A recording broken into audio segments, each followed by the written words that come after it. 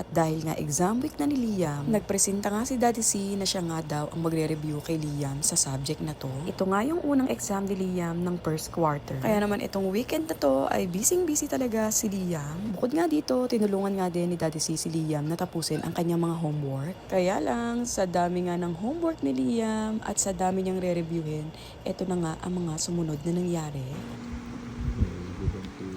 Ang dami pang wala. Oh, wala mo na ayos. Yung mas magaling.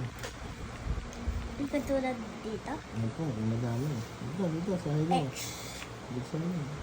May, lipat na tayo ng school! Bakit? Bakit nilipat tayo school? Ano yung hirap nito basahin eh? Wala naman pinapasagot tayo. Huwag na tayo sa side B na yan. Ano anak? Ayaw mo na lilipat ka na ng school kasi? Ang dami pinapagawa doon.